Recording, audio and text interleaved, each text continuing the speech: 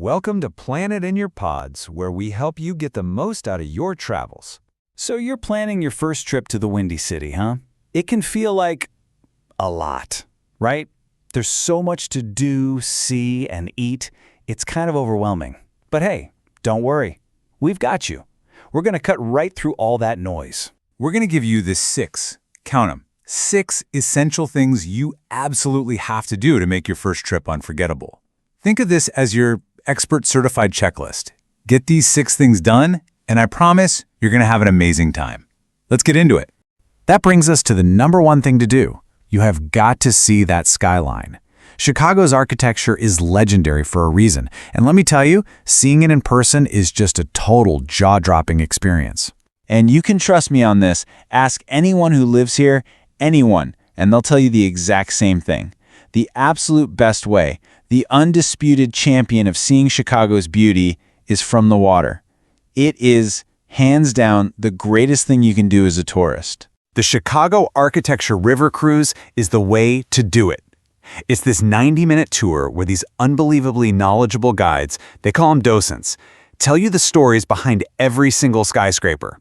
You're not just staring at buildings, you're actually learning how this place grew into a global powerhouse.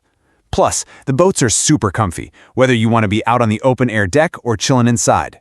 Now, if you prefer to see the skyline from way up high, you've basically got 2 main choices. There's the sky deck at the Willis Tower, which is the classic tourist spot with the ledge, that glass box you've seen all over social media.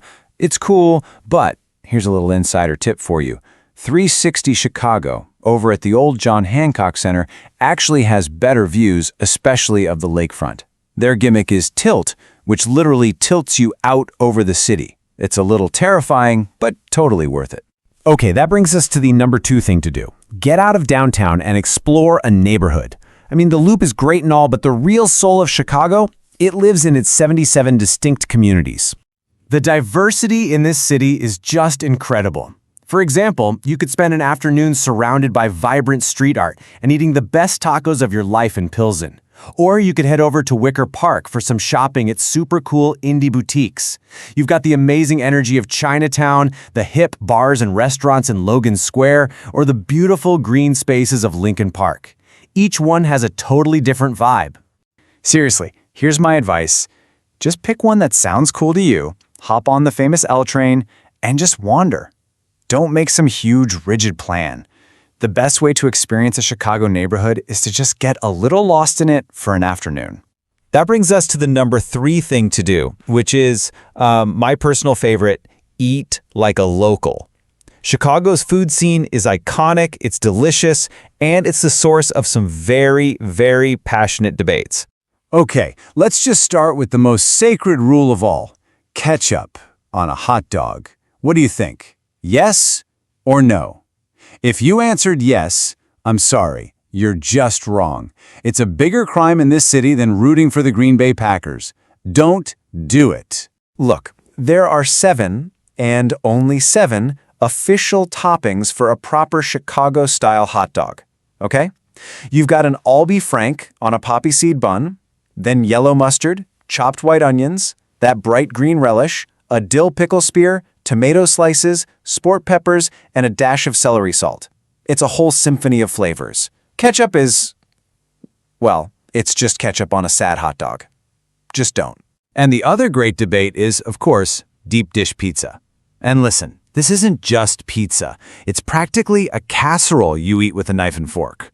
The big 3 are Lou Malnati's, which is famous for its incredible buttery crust. Then you have Piccolad's, which has this amazing caramelized crispy cheese crust all around the edge. And finally, Giordano's, which is the definition of stuffed pizza. It's an absolute cheese monster. You really can't go wrong, but trust me, everyone has their favorite. If this video is providing you value, please like, share, and subscribe to help our channel. Thank you so much. All right, once you're full of pizza and hot dogs, that brings us to the number 4 thing to do. Get your culture fix at Chicago's world-class museum campus. First up, you've got the Field Museum. It's a natural history museum, and its biggest celebrity is Sue, the largest and most complete T-Rex skeleton ever found. Seeing Sue in person is, wow, it's just awe-inspiring. Right next door, you have the Shed Aquarium. You can see everything from these majestic beluga whales and sharks to ridiculously cute sea otters. It's one of the best aquariums in the country. Easy. And then there's the Art Institute of Chicago. This place is consistently ranked as one of the best art museums on the entire planet. You can see iconic stuff like Grant Wood's American Gothic and Seurat's A Sunday on La Grande Jatte. It's an absolute must-visit. That brings us to the number 5 thing to do. Hit the lakefront. You cannot come to Chicago and ignore the massive freshwater ocean on its doorstep. Lake Michigan is really the heart of the city's summer life. The best way to experience it is on the Lakefront Trail.